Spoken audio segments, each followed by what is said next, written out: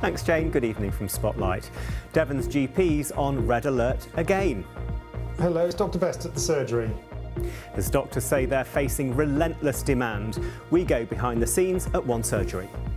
We've had nearly 50 calls this morning in the last couple of hours, and that doesn't even touch the number of calls that our reception team will have dealt with. They're just the ones that need to speak to us. Also in the programme tonight, battling the blaze. Firefighters use seawater to help tackle a gorse fire on the Devon coast that just won't go out. I'm at Hope Cove, where just over the headland at Bulbury Down, firefighters are still tackling a blaze that's been burning on and off now for 2 months.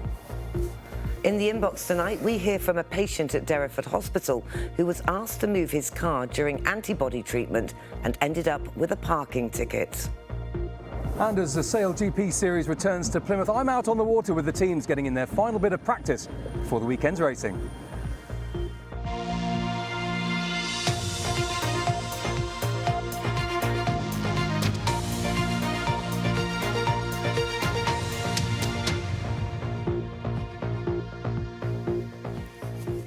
Thanks for joining us tonight. For the third time in this month, Devon's GPs are on red alert. That means more than a third of practices say they could fail within 6 months unless they're given more support. Demand for consultations is also exceptionally high, particularly in West Devon. GPs there are supporting 4% of their patients. That's up from an average of 1.7% before the pandemic. That's the highest proportion ever recorded in the county. So what's causing the increase in demand? Well, in a moment, we'll ask a doctor who sits on the local medical committee. But first, this report from Ben Wolvin, who spent a day with a GP in Yelverton. It's now 6:30 in the morning, and I've logged on to my work laptop to find a list of online consultations that patients have sent in. Dr. Matt Best hasn't had his breakfast yet, but he's already had 6 inquiries from his patients. I will complete these before heading into the surgery, where our phone lines will open at 8 o'clock this morning to deal with patient problems on the day. I'm bearing with you. You just start again. I didn't hear the first letter. By the time we get to see him, he's been at the surgery for 2 hours. We've had nearly 50 calls this morning in the last couple of hours, and that doesn't even touch the number of calls that our reception team will have dealt with. They're just the ones that need to speak to us. Hello, it's Dr. Best at the surgery. 89-year-old John is worried about a lump on his ear. Is it something you can send a photo in for me, or is that going to be difficult for you? No problem. Well, I can arrange to see you face to face. John will get to see the doctor. At this surgery in Yelverton, just under half of their phone and online consultations result in patients being asked to come in for a face-to-face appointment. At 11 a.m, I'm the only person in the waiting room. But this apparently quiet waiting room doesn't tell the full story of just how busy our GPs are these days. Before the pandemic, Devon's GPs were doing an average of just over 20,000 consultations a day. Now that's increased to nearly 40,000. It's relentless. Pre-pandemic, we were probably expecting about 1.5% of our population to contact on any given day. That's now risen to over 3%. So it's a doubling effect in the pandemic, and we don't have double the workforce. How long do you normally get for lunch? As a surgery, we try and meet for about 20 minutes, half an hour. During a short lunch break, Matt tells us about the moment last year when he could no longer cope. I burnt out. 6 weeks off work because the amount of clinical demand and the pressure was just too much at the time. He found himself administering 500 flu vaccines at the end of an already long week. It was the straw that broke the camel's back. You know, I was working 50, 60, 70-hour weeks prior to then, and this was another thing. This was on a Saturday, so I spent 12 hours that Saturday doing vaccinations, and I just was in pieces, I must say, Sunday morning. A lump on the top of the ear. 2 p.m. and 89-year-old John is here for his appointment. What did you find behind John's ear? On the top of his ear, John's got a skin lesion which potentially could be skin cancer. And you couldn't have picked that up through a virtual consultation? It would have been more difficult. By the time he leaves the surgery, Matt would have completed nearly 70 consultations.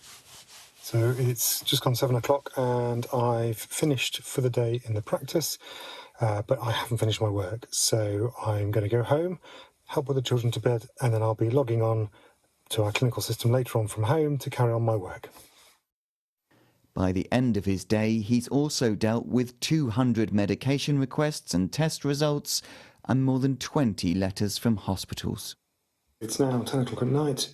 It's been quite a day, but a very typical day in the life of a GP nowadays, and I hope you've enjoyed watching this and understand that it is a busy day regardless of whether the waiting rooms seem empty. We are still here and working for you. Thank you very much for watching. GP Matt Best ending that report from Ben Wolvin. Well, NHS Devon says it's supported additional capacity with GP practices by providing £1.2 million in funding from May to July.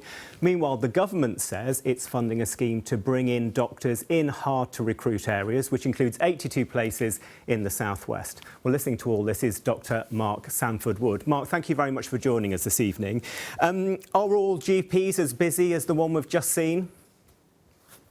Yes, I'm afraid they are, Kirk. I thought that was an excellent and quite empathic piece of VT from Dr. Best, and it really kind of sums up the intense pressure that is there for every working day for GPs, and that is not by any means an isolated story. That is actually now the extreme becoming normal in general practice, and frankly it's unsustainable. Why are we seeing such high demand? Well, I think that the NHS in its entirety was under severe strain before we went into the pandemic. But what we've seen as a result of all of the extra pressures that were brought during that time is that the system has simply cracked. And it's really been pushed over a tipping point. I think that's a vastly overused phrase, but it's certainly extremely pertinent in this situation, because the system is now collapsing. It is becoming rapidly less efficient and more fragmented. And at the moment, I'm afraid that we are beginning to live through the disintegration of the NHS. And as GPs, we are the front door to that service. And so we bear the brunt of the fallout from people who are genuinely concerned about their health and about how they're going to receive proper care. If I could just interrupt there, Dr Sanford-Wood, the government saying it's putting money in. We hear the NHS locally is putting money in as well. So extra resources, we're told. What's the answer then if you're saying the system's broken? Well, the answer is certainly more resources. We certainly need to train a lot more clinicians, and we need somehow to try and put the pieces of the NHS that are fragmenting back together. This is going to require an absolutely enormous effort from people, but I'm afraid it does come with a price tag as well. We simply can't carry on in the way we are, because the GPs out there every day are suffering. It's not only the crushing. Dr Sanford-Wood, I'm sorry to interrupt, but we are out of time this evening. But we do appreciate you talking to us tonight. Thank you very much. My pleasure.